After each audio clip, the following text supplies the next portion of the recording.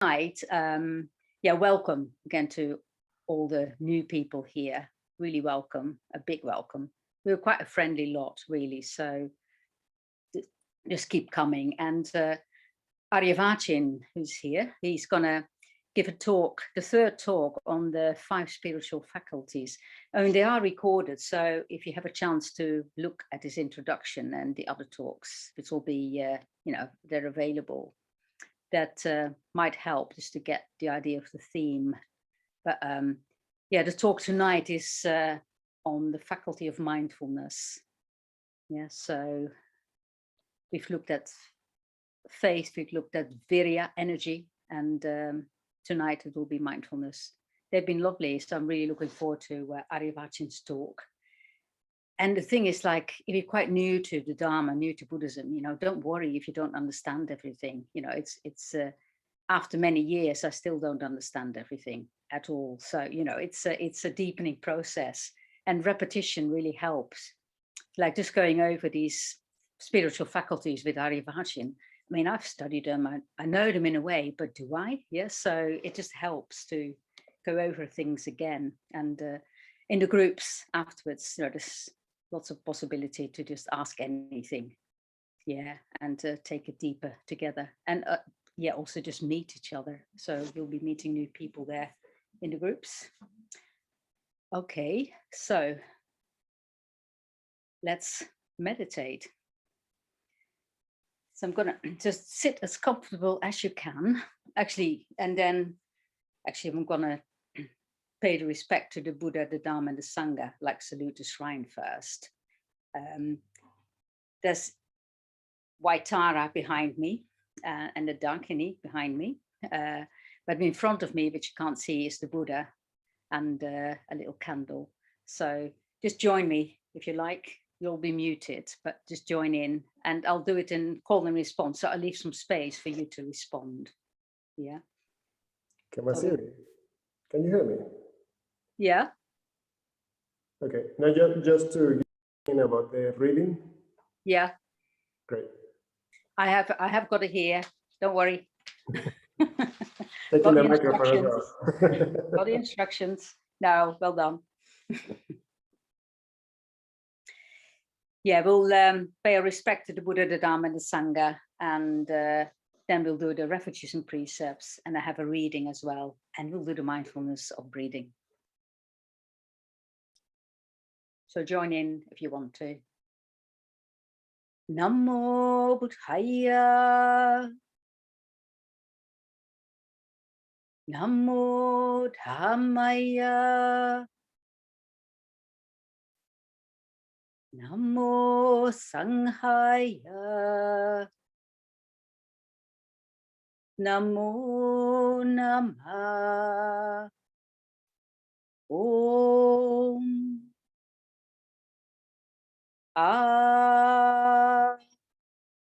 Home.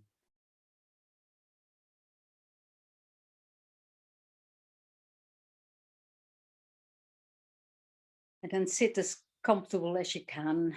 Just really, you don't want an aching body, or not more than it might already ache. Just, settle into your posture.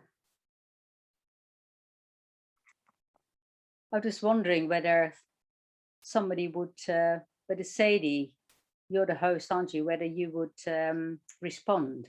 Is that possible? Yeah. Yeah, that'd be actually nice with the refuges and precepts. Okay, yeah. Okay, thanks. So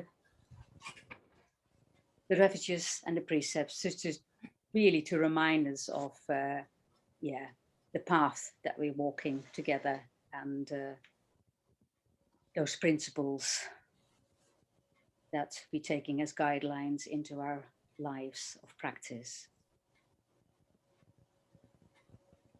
Namo tassa. Namo tassa. Bhagavato arahato. Bhagavato arahato. Samma sambuddhassa. Samma sambuddhassa. Namo tassa. Namo tassa. Bhagavato arahato. Bhagavato Arahato Samma Sambuddhassa. Samma Sambuddhassa. Namo Tassa. Namo Tassa. Bhagavato Arahato. Bhagavato Arahato Samma Sambuddhassa. Samma Sambuddhassa. Buddhang Saranam Gacchami. Buddhang Saranang Gacchami. Dhammang Saranam Gacchami. Dhammang Saranang Gacchami.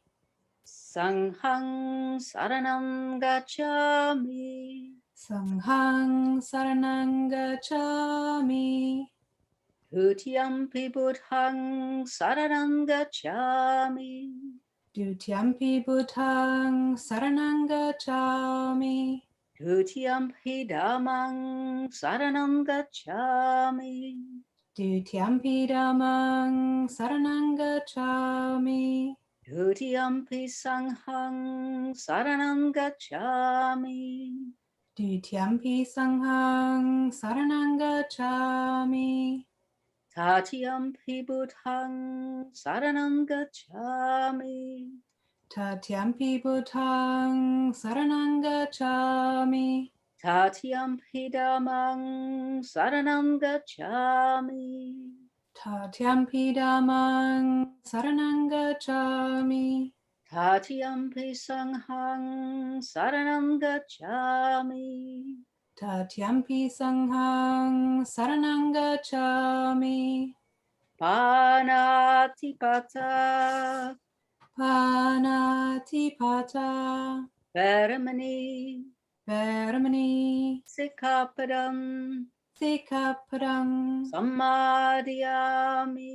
Samadhiyami. Adinadana. Adinadana. Veramani. Veramani. Sikkhapadam. Sikkhapadam. Samadhiyami. Samadhiyami. Kamesu. Kamesu. Chachara. Mechachara. Veramani. Veramani. Sikkhapadam. Sikkhapadam. Samadhiyami. Samadhiyami. Musavada. Musavada. Veramani.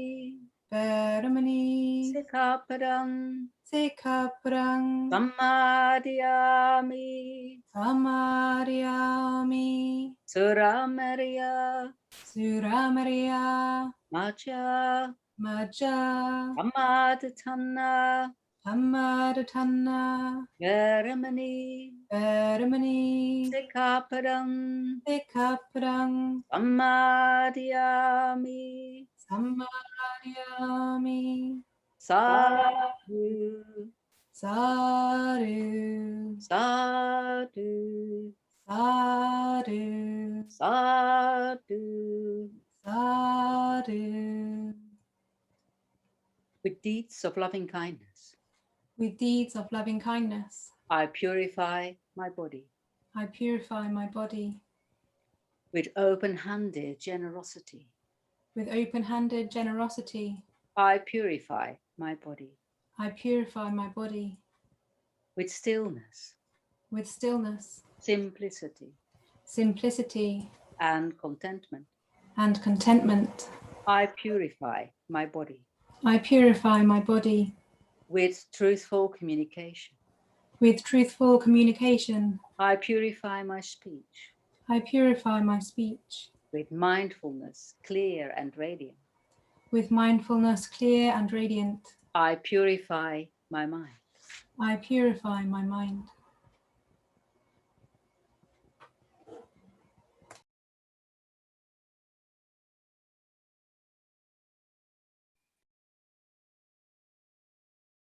So I'm going to read a reading next, which is a reading on the 4 aspects of mindfulness, the 4 foundations of mindfulness. So it's a text from the Pali Canon. And no doubt Aryavacin will talk about that more later. So just let it in. Bhikkhus, this is the one and only way for the purification of beings, for overcoming sorrow and lamentation, for the complete destruction of pain and distress, for attainment of the noble path, and for the realization of Nibbana. That is the practice of the 4 methods of steadfast mindfulness. What are the 4? Bhikkhus, the bhikkhu following my teaching keeps their mind steadfastly on the body with diligence, comprehension, and mindfulness, thus keeping away covetousness and distress. The bhikkhu keeps their mind steadfastly on sensation, with diligence, comprehension, and mindfulness, thus keeping away covetousness and distress. The bhikkhu concentrates steadfastly on the mind, with diligence, comprehension, and mindfulness, thus keeping away covetousness and distress. The bhikkhu keeps their mind steadfastly on the Dhamma with diligence, comprehension, and mindfulness, thus keeping away covetousness and distress.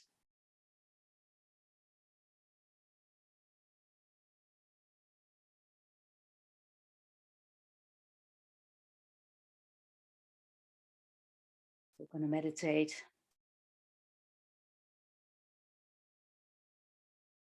for about 20 minutes.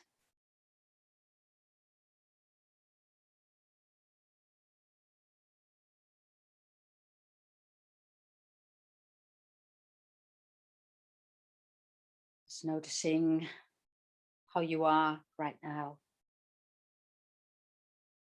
while you're settling into your posture, into your body.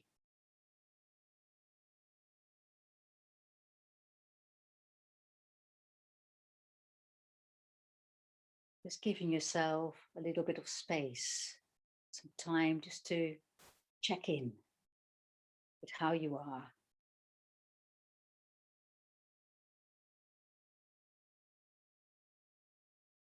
Restless, quite calm, energetic, a bit sleepy. Maybe there's still conversations going on from the day, irritations, anxieties.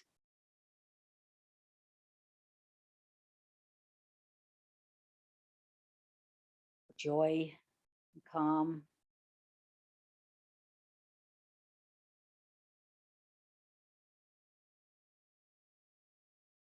Just anything, just noticing.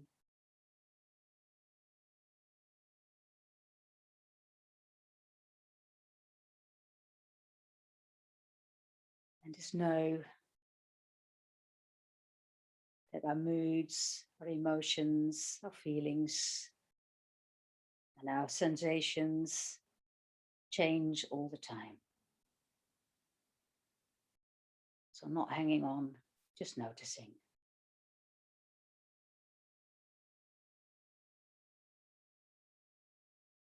Bringing awareness more and more into our body.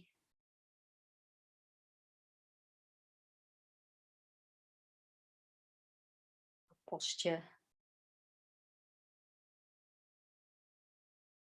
Noticing where our body is perhaps a bit tense, where it's quite light and ease.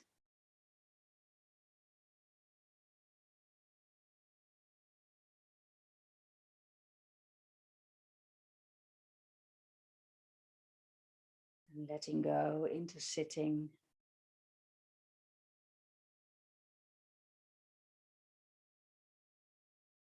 Noticing the earth underneath us, points of contact of our body with the floor, with the earth, with our seat. Just noticing the sensations there.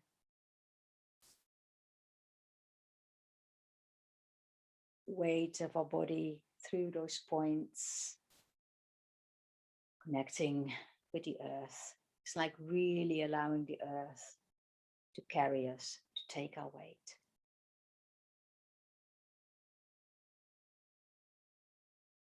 Letting go into the earth. Don't need to do very much. Just relaxing, releasing into sitting, into connection with the earth underneath us.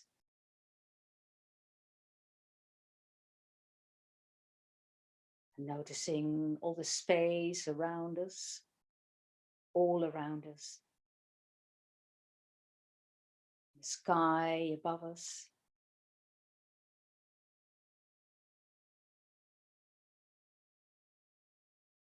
It's allowing that limitlessness of the sky to be there.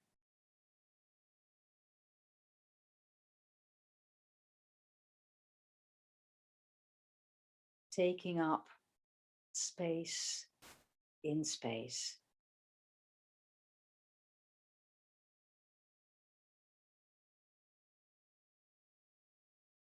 So that sense of the earth underneath, the sky above, and space all around.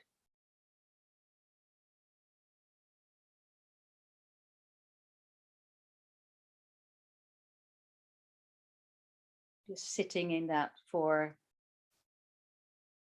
a little while, not doing anything in particular, just being there, just sitting with a sense of spaciousness and of groundedness.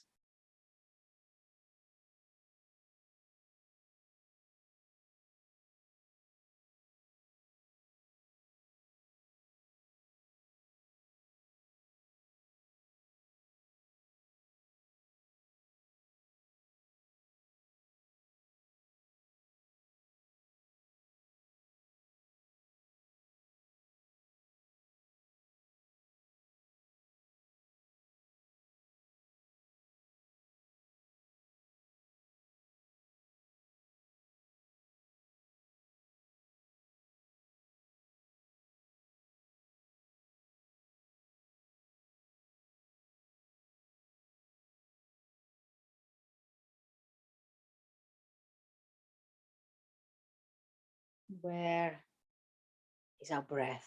Where is breathing?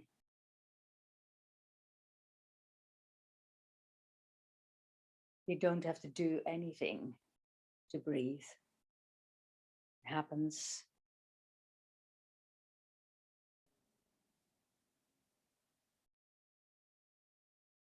Just noticing that movement of air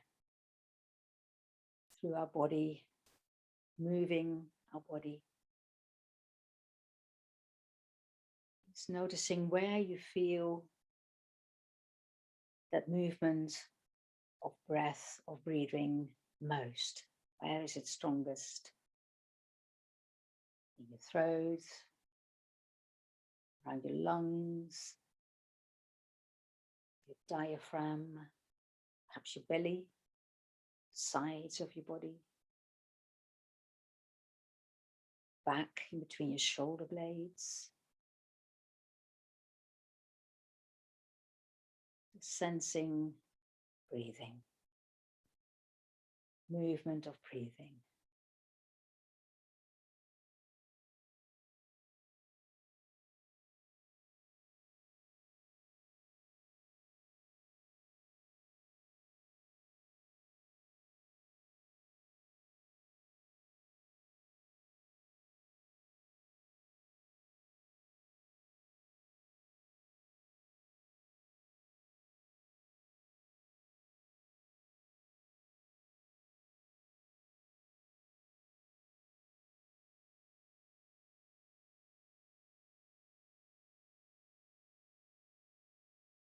And then in the first stage,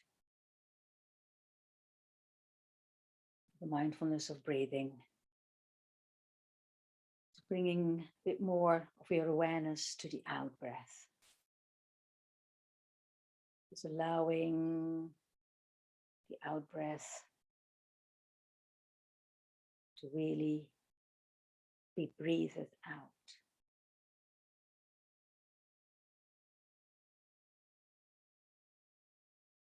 Don't worry about the in-breath. It will come. Like bringing just that awareness a bit more on the out-breath.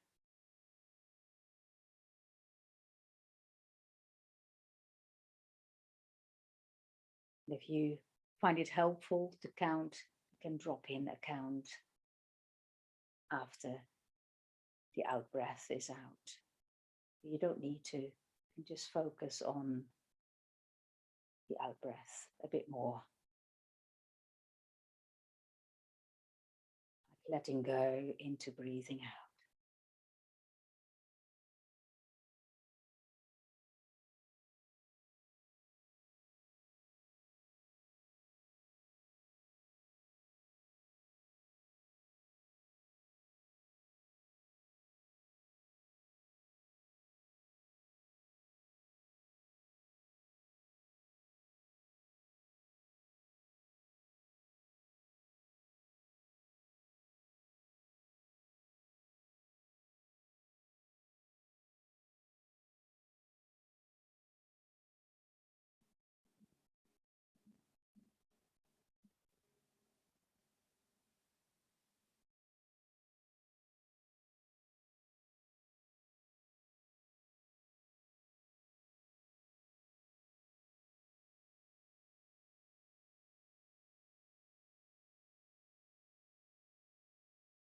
You can bring a little smile to your face.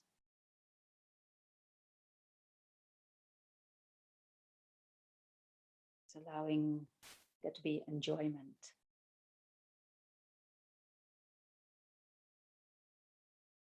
Enjoyment of breathing.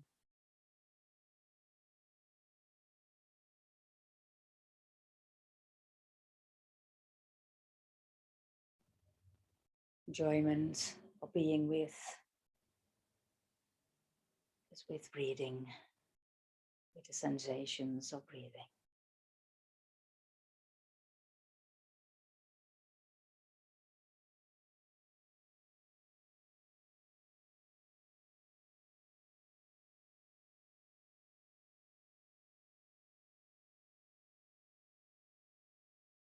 And moving to bringing more awareness or focus onto breathing in.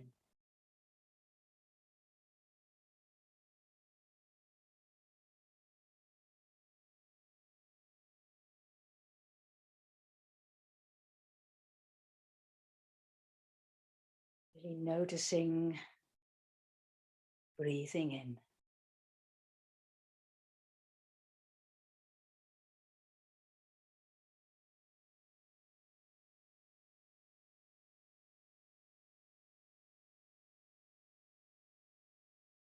If you find it helpful, just drop in a count before the in-breath starts.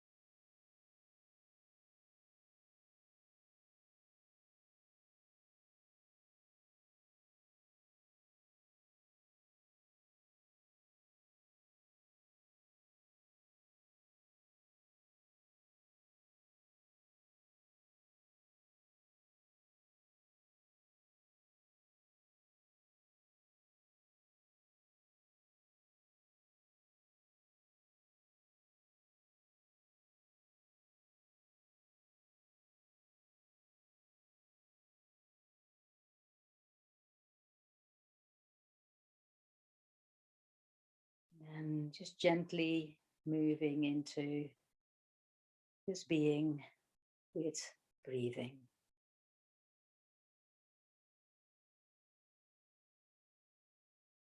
There's no need to do anything really, just being with breathing.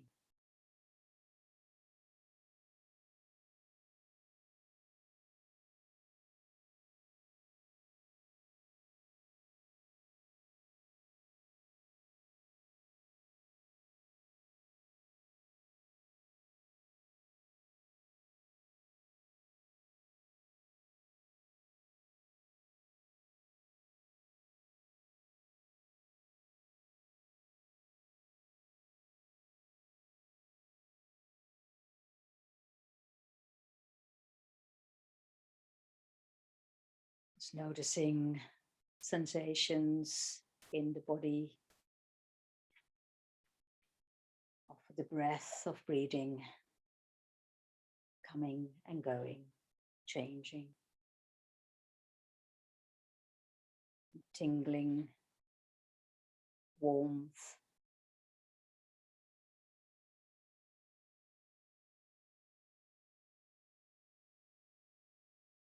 movement.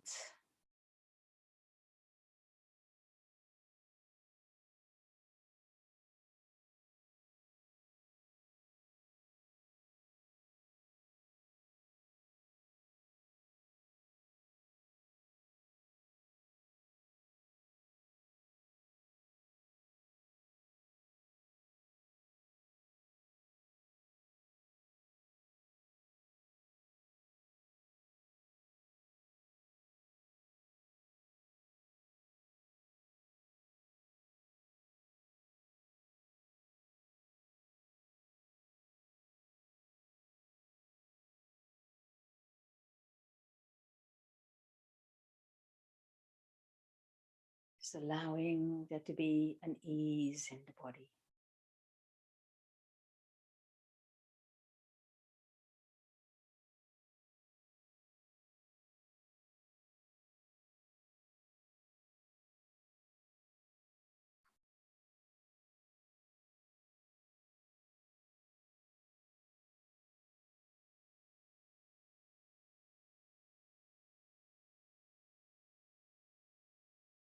And staying with that sense of ease, awareness of breathing, your whole body, bringing your awareness to that area near the tip of your nose, within your nose, around your nostrils or your upper lip. It's that point where the air touches your body first. Where do you sense it?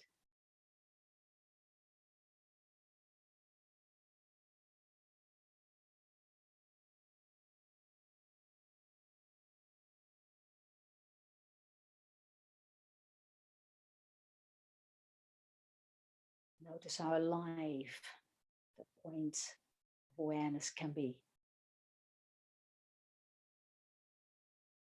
It's not necessarily the same spot with each breath.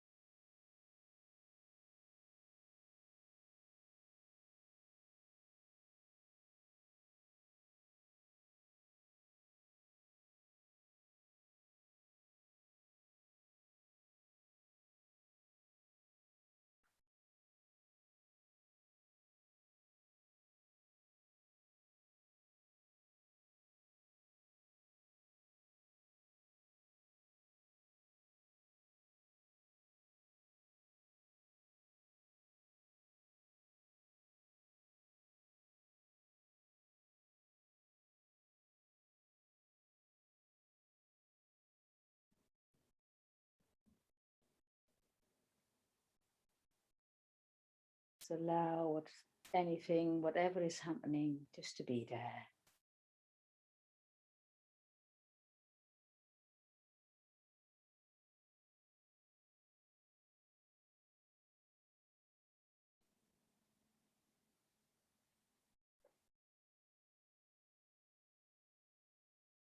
Find yourself drifting off. Let's come back to that point, to that awareness of the point where the air touches your body first. Come back to breathing.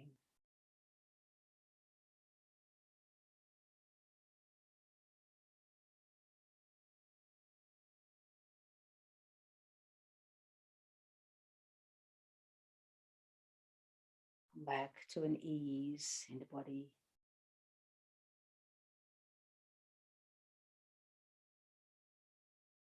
It's allowing the mind to be calmed.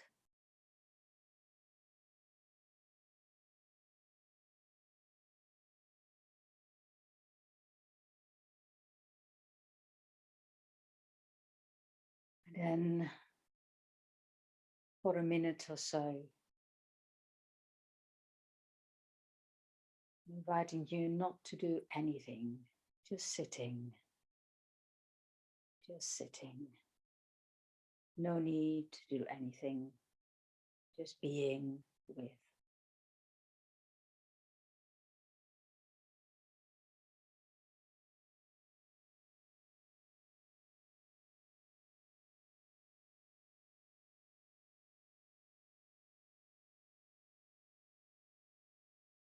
Just being with awareness.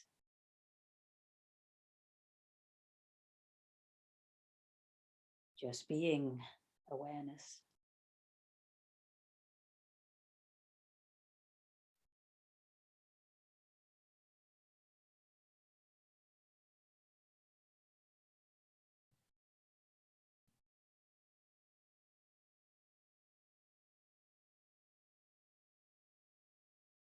Then gently, gradually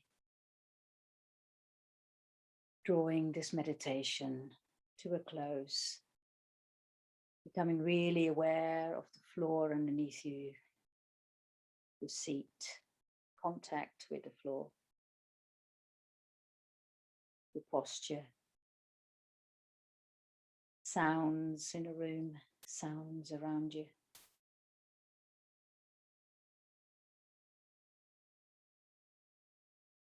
Noticing how you are right now.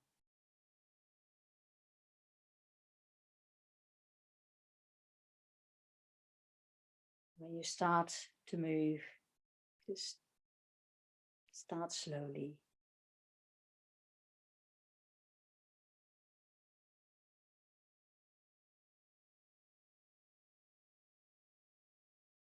And as you imagine that I'm ringing a bell now.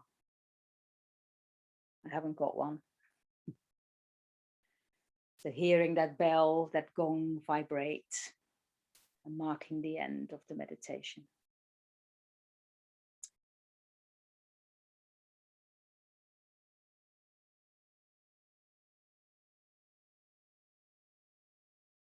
Yeah, I don't want to jar you out of the meditation, so keep sitting if you want to.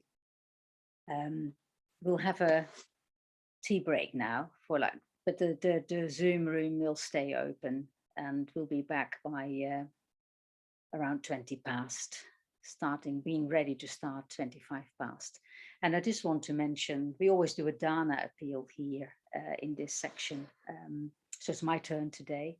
You've all heard dana appeals regularly. But just to say, yeah, we really appreciate it, from the center point of view, if any of you can make a standing order.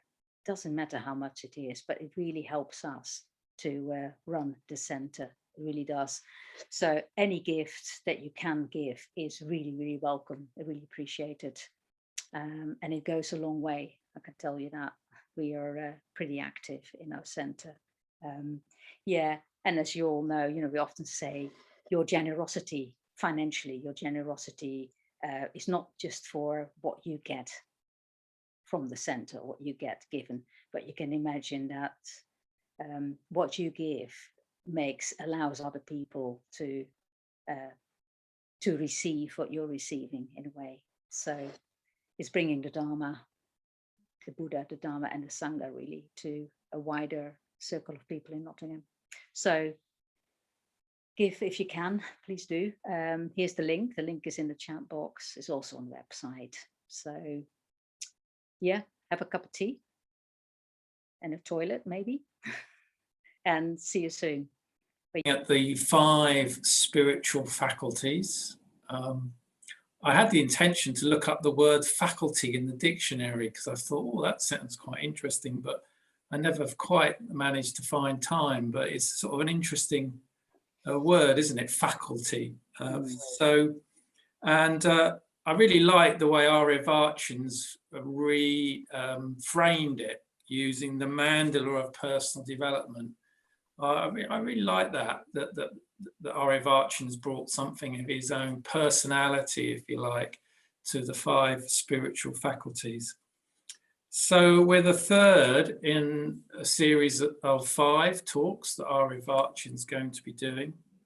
And tonight we've got the kind of wonderful title, really, Nostalgia for the Light, which sort of captures a little bit of mystery. So yeah, I'd just like to welcome Aryavacin.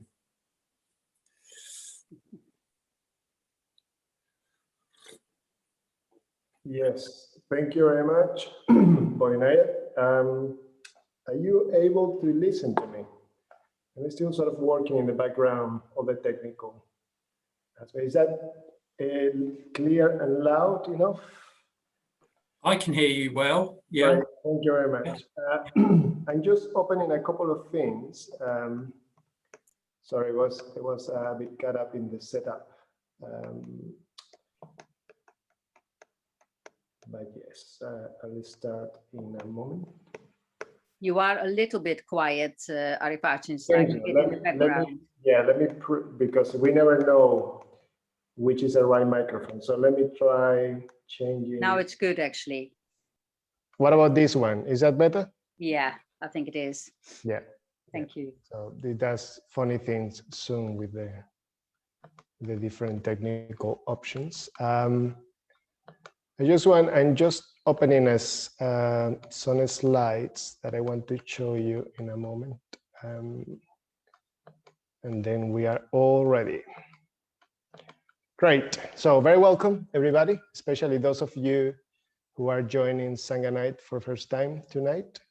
I see, as Boinaya was saying, I see a few new faces. So it's always good. It's always good to welcome new people into this space. So this is probably, I will say, is our major weekly event when we gather as a Sangha. And so it's a very good opportunity to keep this sense of community alive.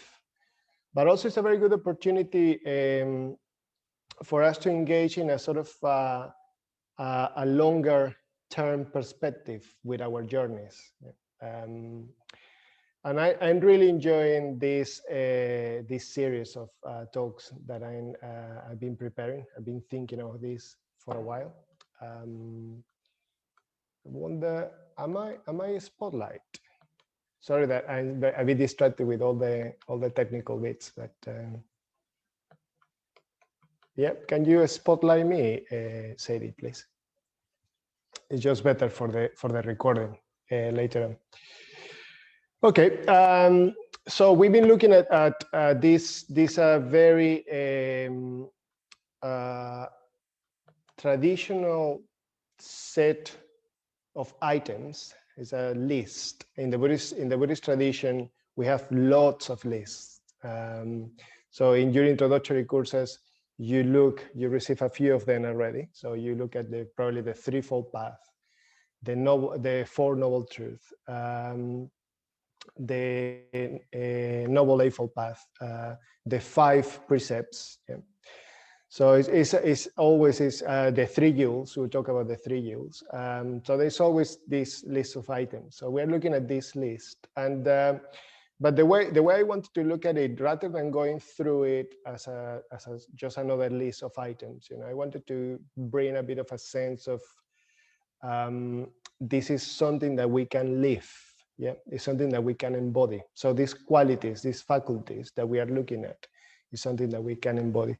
So last week, and the recordings are available in YouTube. So if you want to catch up with the last 2 sessions, yeah, you can do that via YouTube. By the way, this is the 3rd of 5 talks. So we are at the heart, if you want, of the series as well. And the heart is something that I'm calling upon a bit in this series as well. But I want to show you, to begin with, this symbol, the symbol of the Vajra. You probably have seen this before. In some of our introductory courses, we bring this symbol quite into the presentation of the Dharma that we do. So it's called Vajra, and Vajra can be translated as a thunderbolt or a diamond, like the cutting diamond.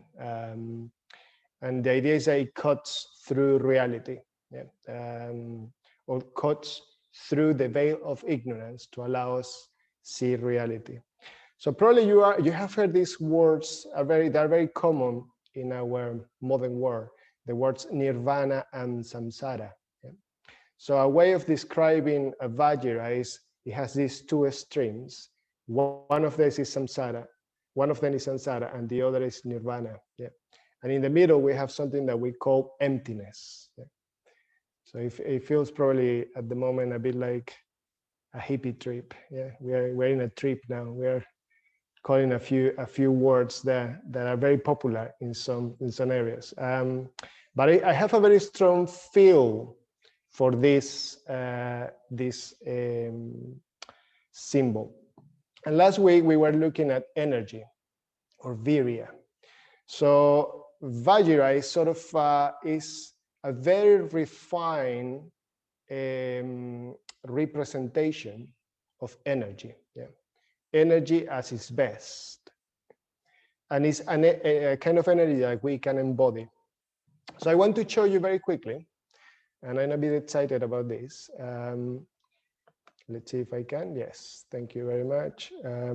So I'm going to show you a few figures from different mythologies around the world that have a very strong connection with the Vajra. And I need just my notes. Bear with me for a moment. You can contemplate that weird figure on your screen at the moment. Yes, so to begin with,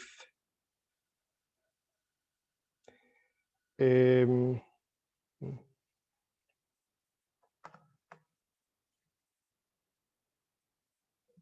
I'm going to need something else. Sorry for that. Okay, well, I'm just going to, by memory, I cannot find my notes now. Sorry for this, it's just a last minute arrangement. So, Bodhinaya was talking about this idea of the faculties, and he said something about looking in the dictionary, the meaning of faculties. The traditional word for these principles that we are looking at, or these qualities that we're looking at, is Indriya. And it comes from a Hindu god called Indra. And this figure that you see here at the center is Indra. And this is a tale of, or a story of Indra defeating an Ashura, or a giant that is fighting. Some of you probably have heard of the Wheel of Life, and one of the realms in the Wheel of Life is that of the Ashuras, or the Titans, if you want. And this is in defeating this particular Titan, Indra wins the Vajra, and the Vajra here is represented as a thunderbolt. So I just wanted to show you that. This is another figure. I just need, oops, sorry. Just need to find.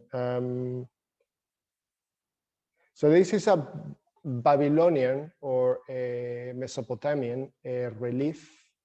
And this figure here is a king of the gods. Indra, by the way, is a king of the gods in the Hindu tradition. I believe this figure is Magdu, the name of this figure. And you can see that he's holding these instruments here. It's a bit Vajra-like, but they are open in the streams. Yeah. So initially, the first representations of the Vajras were like this. They were open at the end. Yeah. It says that the Buddhist tradition, when the Buddhist tradition started to develop later on more symbolism, it is when the Vajra, those spikes at the end of the Vajra close down. And this is another representation, a bit more modern, of the same figure, holding the same instrument and with the thunderbolts in the back. Yeah. So this is from a comic book. This is another more modern representation of another god, now a Scandinavian. This is Thor holding the hammer. And as many of you probably know, Thor is related with the thunder as well. The man able to channel the power of the thunder. Yeah. In the Buddhist tradition, we have this figure called Ruffled Vajrapani. Yeah. It's one of the first figures to appear in the Buddhist canon, and he is holding one of those instruments that I just showed you, yeah, in his right hand. And you can see in the back the flames. Yeah. I was talking about flames last week as well. Fire, yeah, heat. But there is something important that we need to do in this journey. Yeah. Last week we were talking about the heat that comes from hatred. Yeah. And what we're trying to do is recognize those energies, those very strong energies, most of the time negatives, that in a way they hold a lot of power in ourselves, and sublimate them. Yeah, it's a sublimation of those energies.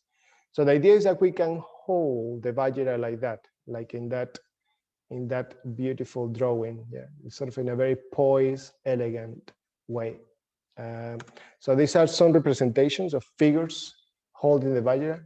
I love this figure. This is an old sculpture. It's in one of the retreat centers, our retreat centers in Norfolk. And this is another figure called Vajrasattva. Don't worry about the names. This is just naming them. You don't need to remember those names later on. And if you can see, I like that, it shows the pass of time, yeah, and nature taking over. But you can recognize here the same instrument, the Vajra there in the heart. There's another a bit more poised, elegant representation of a god. This time is Zeus or Jupiter, and he is holding the thunderbolt. And if you can see this thunderbolt here, this is a Western, obviously, expression, representation, artistic representation. It's very similar to the Vajra again. And in the Buddhist tradition, we have this other figure. So actually, this is the same figure that I showed you a moment ago. Let me just go back there. This figure, yeah, the ruffled Vajrapani. But when that energy gets sublimated, it becomes peaceful Vajrapani. And you can see the way this figure here is holding the Vajra. It's very poised. It's very light, elegant. Yeah. Still, this instrument holds a lot of power. Yeah. But the way it's holding it is very beautiful, actually. And it's at ease. You can see the expression, the posture there. By the way, this figure is blue in color. I'm going just to close this. Blue in color. I'm not going to say much more about that. There's a lot that you can find out if you type in Google about this. That's one of the advantages that we have in our modern world.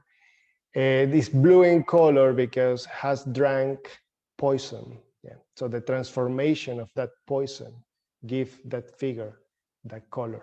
There is something as well with this whole business of sublimation in the Buddhist tradition. Is a lot about transforming poison into nectar, yeah, into amrita.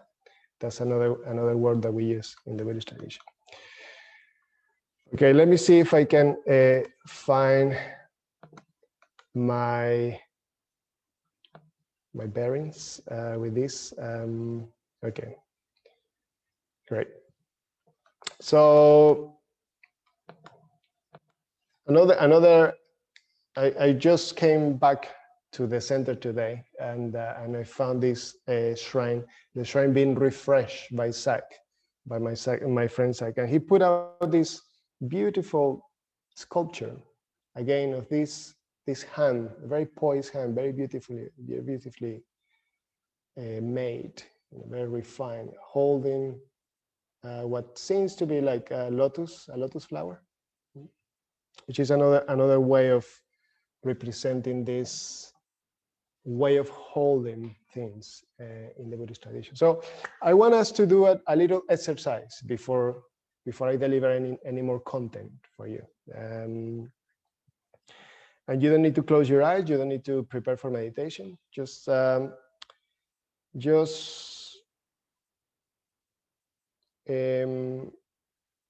want you just to notice tonight something. I want you to start cultivating a quality of mindfulness that I want to evoke this evening. Sorry. Okay, and the way of doing it is, what I want you to do is that you just sit and take for a moment, just take into account how you're feeling right now. You can close your eyes, you can keep your eyes open. It's better if you don't have anything in your hands, because we're going to be doing something with the hands in a moment. And see if you can just connect with a sense of relaxation in your experience right now.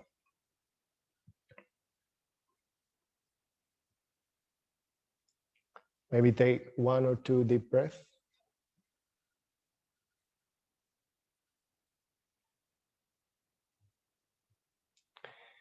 And now I want you to put the palms and the fingers of both hands lightly touching each other.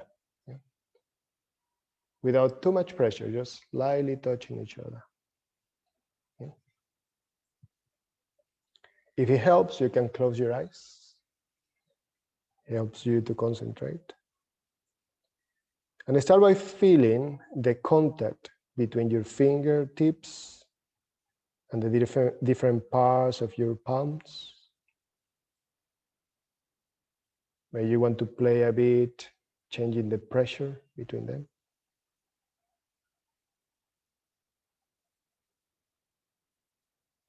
Maybe moving them slightly apart and then back together. So you can make and break contact between them.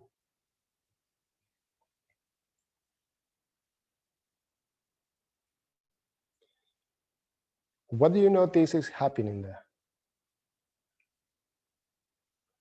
There are no right or wrong answers, just whatever is emerging in your experience. What is happening there?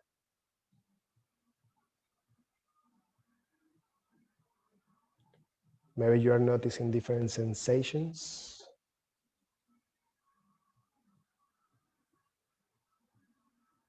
Temperature, weight. You don't need to be aware of all the sensations or aware of them continuously during this exercise, just noticing whatever is happening now.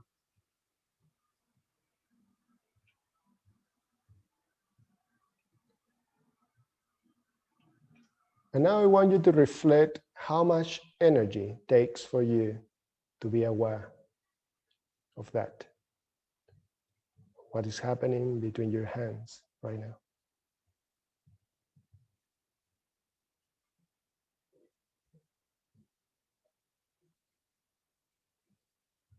Okay, so whenever you're ready, just drop your hands. Give yourself 1 moment or 2 to come back.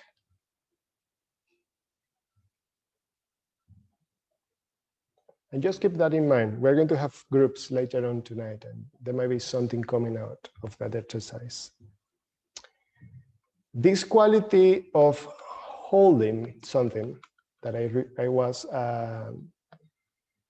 relating to you with these figures, yeah? These different ways of holding the Vajra or the thunderbolt from the Buddhist tradition and from different other spiritual traditions or mythological traditions.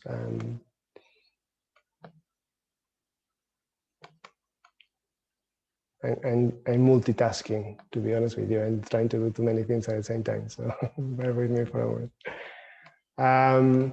Yes. So this is a very important quality that is associated with mindfulness. We're going to be looking at mindfulness tonight and next week again. So as Kemasiri said during the meditation, tonight the main topic is mindfulness, but next week we're going to be looking at meditation. So I'm going to be referring to mindfulness this week as well. But there are two, let's say there are two ways of being mindful. Yeah. One way is applying mindfulness to a specific object of our attention. So we try to bring the mind to a point of stability. Sometimes I refer to that as a focal point. Yeah? So for example, when we do the mindfulness of breathing, that's the focal point of our experience, the breath. Yeah? I many times refer, for example, to be here in this space in the shrine room when we are together here. These Sangha nights usually happen in this space. I refer to this arrangement here, this shrine, as the focal point for all the energies in the shrine room. Yeah, all the energies of all the people in the shrine room. Yeah. So it's just directing our energy into a particular object. And that's called panihita. Yeah? Anthony was saying yesterday in our follow-up course that there were many words in my presentation last week. There are many words coming tonight as well, but don't worry about them. You don't need to remember them. What I want you to connect with is the quality that they express, yeah, or they try to communicate.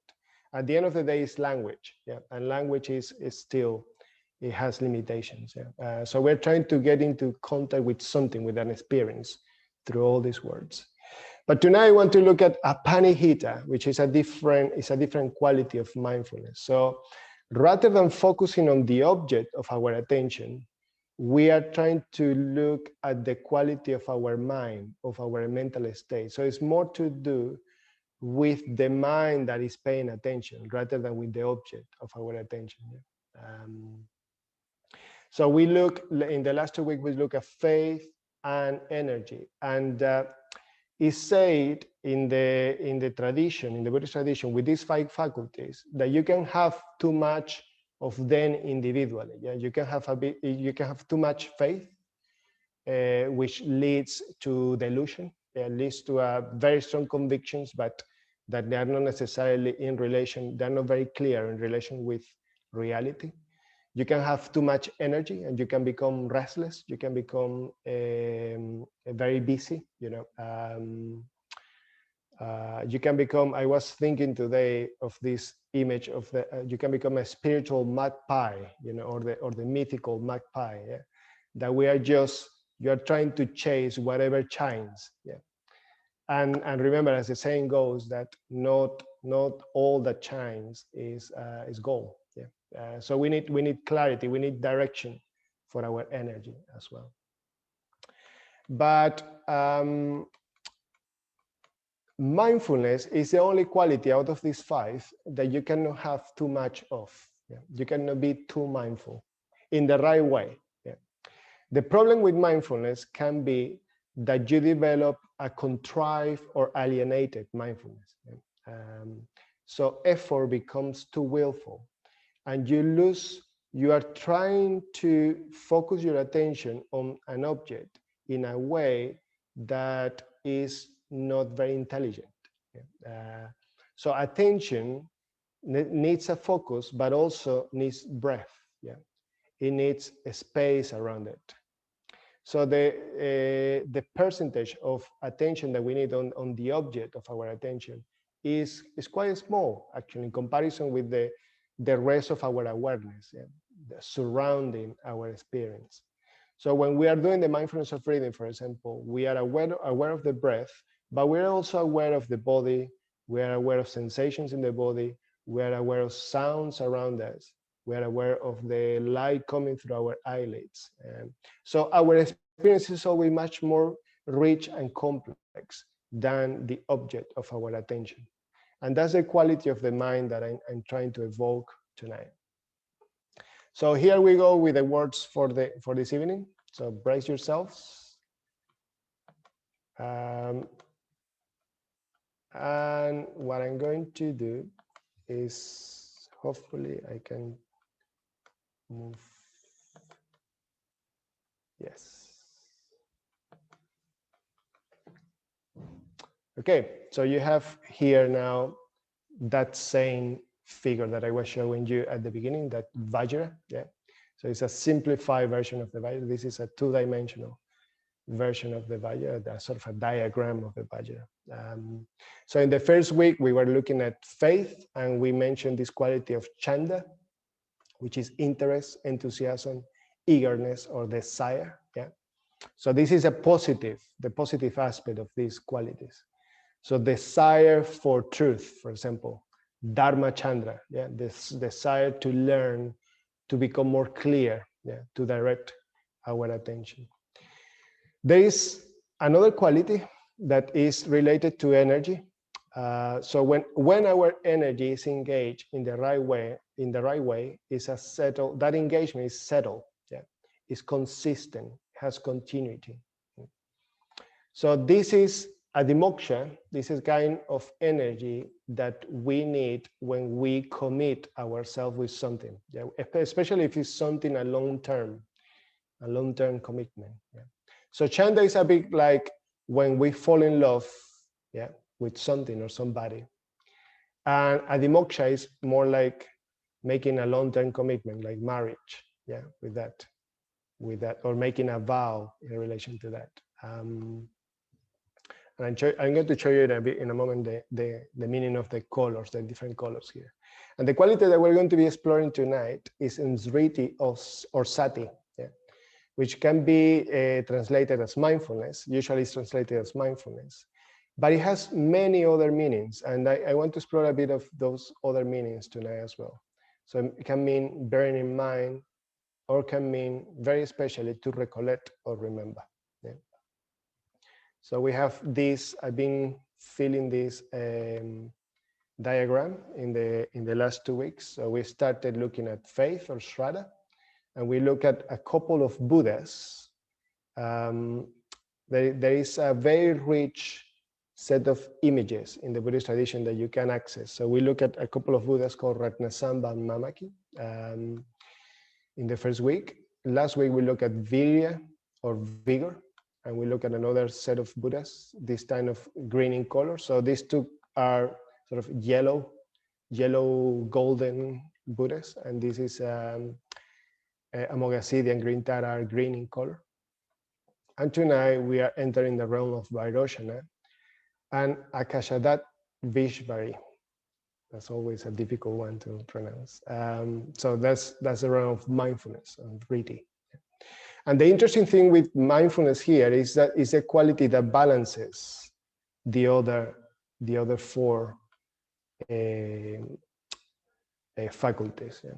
So next week we are going to be looking at samadhi, and in the last week of this series we'll look at prajna or wisdom. Yeah. Yes. Let's see what we have here. Yes. So more words. And these are very important words. I think these are crucial. Probably if I have anything to share with you tonight, it will be these 3 words. So Atapi Sampayanyo Satima. In a moment, we are going to play you an audio, which is a recitation in Pali of that reading that Kemasiri made at the beginning of the evening.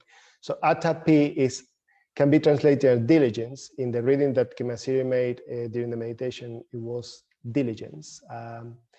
But it's most accurately translated as ardent. Yeah, it's something there. It's some sort of a heat. It's those flames that we saw in those images, that power of the thunderbolt applied, but in a way that is consistent over time. Yeah, it's effort, but right effort. We look at the 4 right efforts last week, and there is a connection with a word that I mentioned last week, which is tapasya. Yeah. And tapasya comes from tapas. It's not what you find in a Spanish pub or a Spanish bar. Tapas means heat. And tapasya particularly is the kind of heat that is developed through a spiritual practice.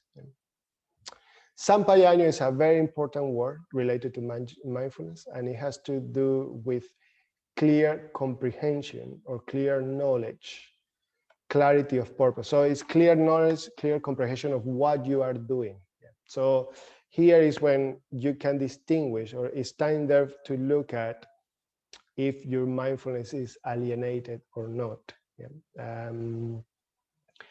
And then satima is an application of the word sati or riti. This is Pali, by the way, this language that we're having here. I have a combination here of languages. So these 2 are Sanskrit, and the 3 in the top are Pali. And sati is just mindfulness. But the way I want to look at it tonight is remembering or recollecting.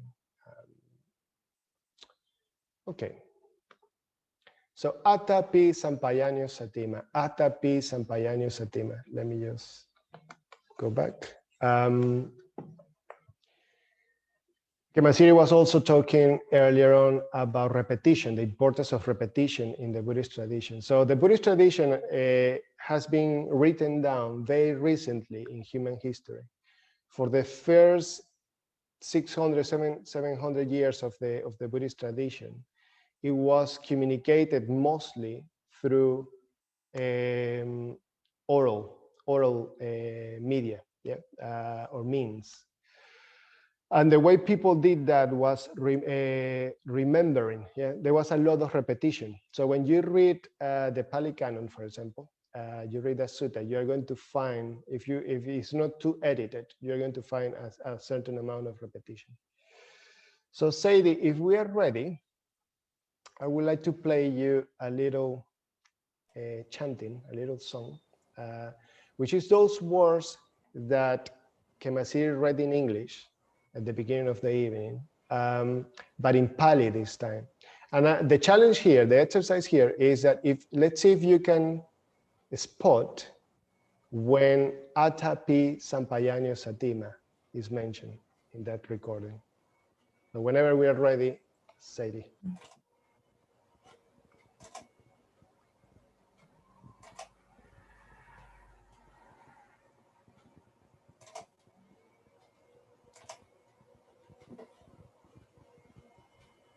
Ekaya no hayang bhikkhave maggo sattanang visodiya sokaparidavanang sammati kammaya dukkaro manassanang attagamaya nayasa adigamaya nibbana sasachikiriyaya Yarirang chattaro satipatthana Atame chattaro ida bhikkhave Bhikkhu kaye kayanupassi viharati Atapi sampajano satima vineya loke Abhijado manasang Vedana suvedana nupassi viharati Atapi sampajano satima vineya loke Abhijado manasang Chitte chittanupassi viharati atapi sampajano satima vineya loke abhijado manasang Ammesso Dhammanupassi viharati atapi sampajano satima vineya loke abhijado manasam.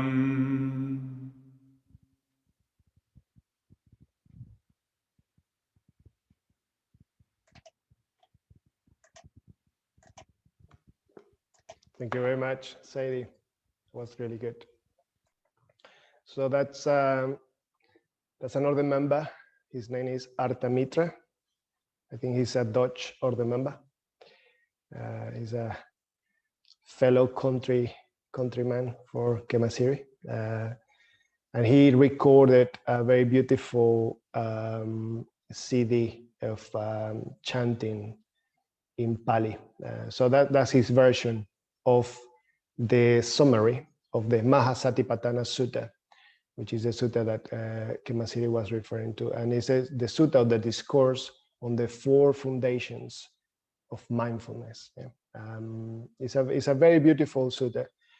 I was remembering, entering into the realm of sati, I was remembering my experiences of being on retreat, studying that sutta.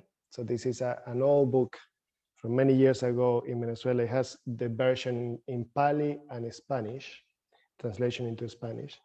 And we used to go on retreat, on an 8 days retreat. And the first thing in the morning will be waking up at 4 in the morning. And there will be somebody chanting that the whole sutta in Pali from 4:30 to 6 a.m. And it was a very beautiful experience, you know, just listening. So listening is very important. It's a very important part of the Buddhist tradition, that oral connection with the Dharma. And I wanted to share that with you just to see what is your response to that. There's a lot of beauty in the Dharma. Beauty is very important to the spiritual life. And I find this particular aspect of the tradition very beautiful and very, very relatable. Okay, so I just want to say something, I'm just aware of time, and as usually happens to me, I'm just starting.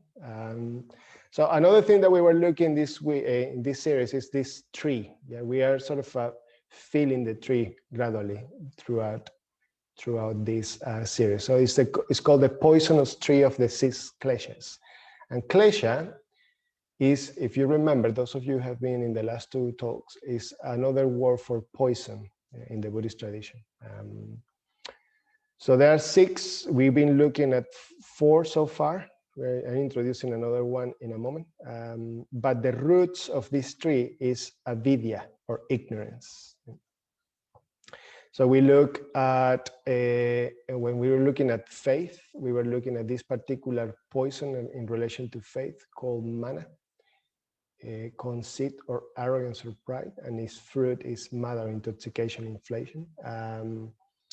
And vichikitsa, doubt or indecision. Yeah, those 2 are particularly related to faith. Last week we looked at pratiga, ill will, enmity or anger, and particularly jealousy and defensiveness. And tonight I'm going to introduce very briefly views or opinionatedness, which is drishti. Drishti is a word in Sanskrit that can be just translated as seeing. Yeah. So views. I'm going to say more about this in the next few weeks. But the 2 fruits of this particular klesha or poison are asamprayanya, which, as we saw a moment ago, sampayanya is that sense of clarity around purpose. So asamprayanya is purposelessness. And this is another very complicated word to pronounce. So it's mushitash mitrita, which is the opposite to sati. Yeah, it's the opposite to ensriti.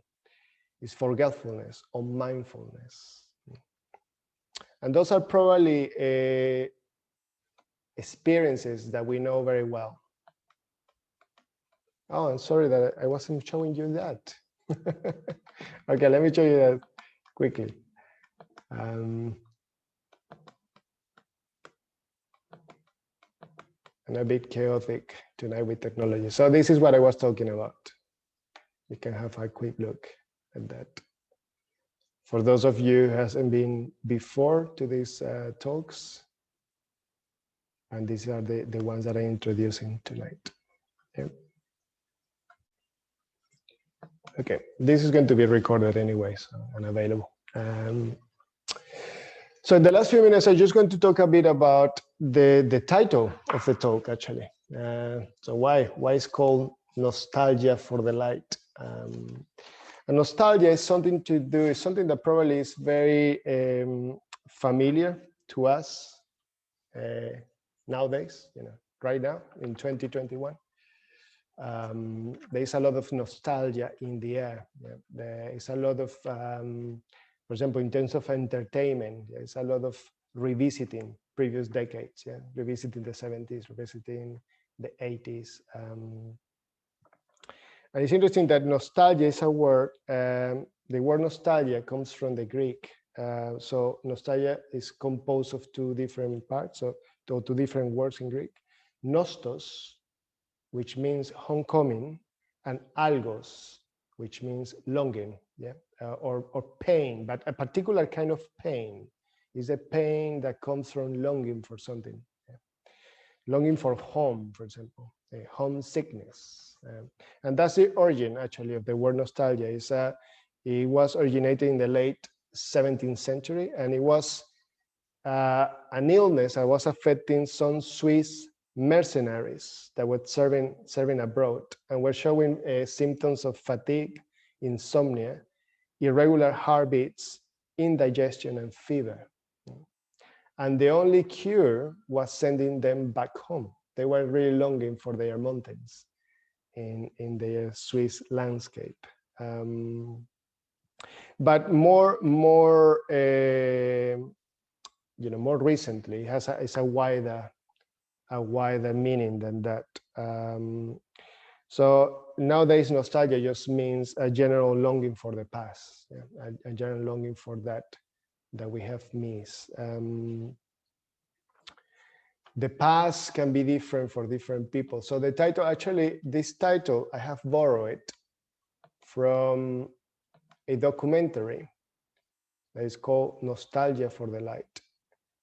That narrates, it's a Chilean documentary that narrates a beautiful, very beautiful story in the Atacama Desert in Chile, of these astronomers looking at the stars, looking at the sky. And at the same time, at the same time that is narrating that search, that contemplative mood that the astronomers are, is reflecting on Chilean past, particularly the dictatorship of Augusto Pinochet and the coup d'etat, that led to the death of Salvador Allende, and a very long period in Chilean history of a right-wing dictatorship, that was very bloody and had a lot of caused a lot of pain, and and I must confess that this part of the talk is quite personal, and aware of time. I'm just going to finish, but I was looking at this documentary. I watched this documentary many years ago, and I was looking at this documentary again recently, and I couldn't stop crying. Actually, it was something that touched me very deeply. Something that they are portraying there is the diaspora, the Chilean diaspora, that emerged from that break in history, and I feel very strongly to that because I'm in connection with the Venezuelan diaspora. I'm part of the Venezuelan diaspora now around the world. But something that caught my attention is that, when we were talking at the beginning of the evening about these flames, this hatred, this heat that is generated by negative emotions. When we are engaging with a spiritual life or a spiritual effort, we need to bring about, a sort of an integration of both our lights and our shadows. Yeah. So when we look at the past, nostalgia nowadays, and nostalgia that we see in the media is quite, it's sort of, it's quite filtered. Yeah. So we look at the past sometimes in a very particular light. Nostalgia can be a very positive emotion, by the way. But maybe we tend to remember, those things that we really enjoy, the things that, those aspects of the past that have been sort of filtered and colored, by memory. Yeah. But I think it's important to remember as well the difficulties, the difficulties that we have experienced. And I like in particular something that one of the astronomers said about his life in that documentary. They say that astronomers are accustomed to live in the past, because they are constantly looking at the past. Yeah. So the light that they see in the stars has traveled many years in order to reach us here in the earth. Yeah. So they say, for example, the star that is closest to us, the sun, the light of the sun travels, it takes 8 minutes for the light of the sun, from the sun to reach the earth. So we are looking at 8 minutes in the past when we look at the daytime, when we are receiving the sunshine, it's 8 minutes in the past. Yeah. The stars in the sky is similar. Yeah, that light has been emanated many years ago, yeah, but it's reaching us now. It's a message from the past. Say, for example, that the moon, the light of the moon, the light that the moon reflects, it takes a bit longer than 1 second to reach the earth. Yeah. So we are looking in delay. Yeah, we are looking at the moon in delay. But our own experience is delayed as well. Our senses are delayed. Yeah. Our hearing, our sight, they have a particular range. Yeah. And we are, in a way, trying to be present. That's the effort that we do with mindfulness, trying to be present in this moment in time. But it's not something that is going to happen just by paying attention with our senses.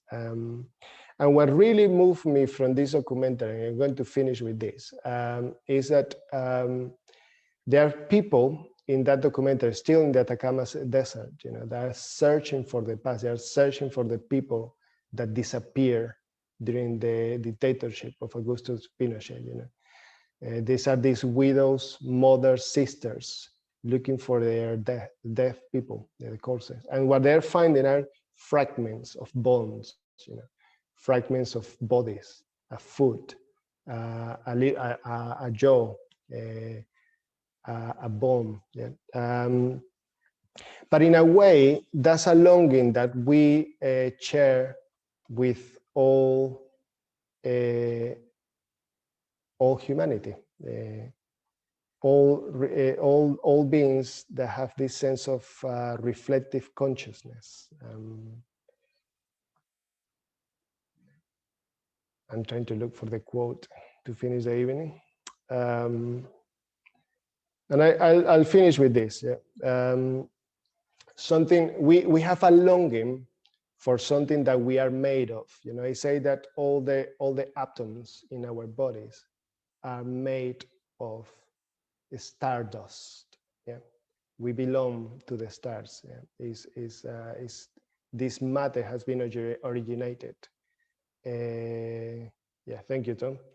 Originated in the Big Bang, the explosion of the Big Bang. And I'm going to leave you just with this quote from Carl Sagan, an astronomer that wrote a very beautiful book called Cosmos.